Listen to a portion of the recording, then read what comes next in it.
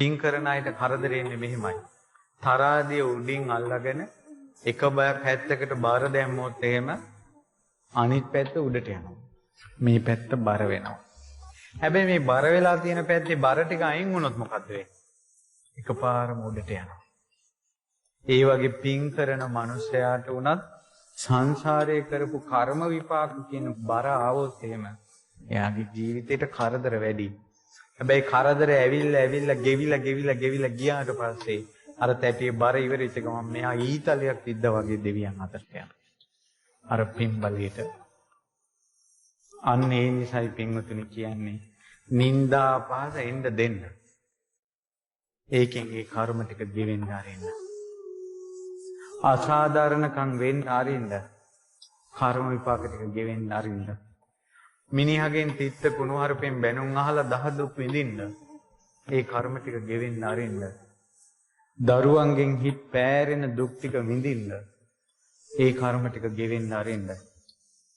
ඔබ බුදුන් සරණ ගිහිල්ලා නම් ධර්මයේ සරණ ගිහිල්ලා නම් සංඝ රත්නයේ සරණ ගිහිල්ලා නම් සම්මා දිට්ඨියෙන් යුක්ත නම් අවංකෝ පින්දහම් කුසල් දහම් රැස් කර ගන්නවා නම් මේ මිදින කර්ම ටික ගෙවිලා ගිය ගමන් ඊතලයක් විද්දා වගේ ඔබ මරණයන් මත්තේ දෙවියන් අතරට යනවා. එහි ඔබට වද දෙන්න කවුරුත් නැහැ. එහි ඔබට කරදර කරන්න කවුරුත් නැහැ. එහි ඔබට අසභ්‍ය වචනෙන් බනින්න කෙනෙක් නැහැ. අභූත චෝදනාවෙන් චෝදනා කරන්න කෙනෙක් නැහැ.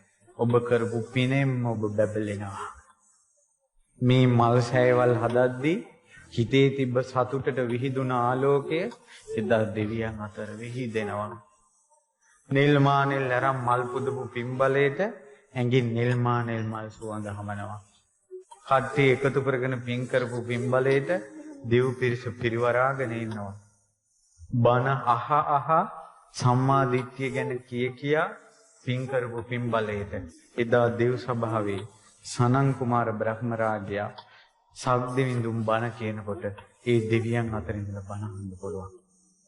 මනුස්ස ලෝකයේ ධර්මය අවබෝධ කරනවට වඩා 10 ගුණයකටත් වැඩි අවස්ථාව අද කාලේ දෙවියන් අතර ධර්මය අවබෝධ කරගන්න අවස්ථාව තියෙනවා. මෙච්චර කරදර ගොඩක් මැදත් ඔබ මේ නිවනක් ඕන, පිනක් ඕන, කුසලයක් ඕන කියලා ආවනම් මේ බණපදයකට ඔබගේ ජීවිතේ තිබ්බ වැරදි අඩුපාඩු ඔබ හදාගත්තා නම් බණපදයකට দমনය වුණ ජීවිතේ වෙනස් කරගත්ත පින්වතුනේ ඔබට දෙවියන් අතර ඉපදුනාට පස්සේ දෙවිවරු මිහිරි හඬින් බණ කියනවා.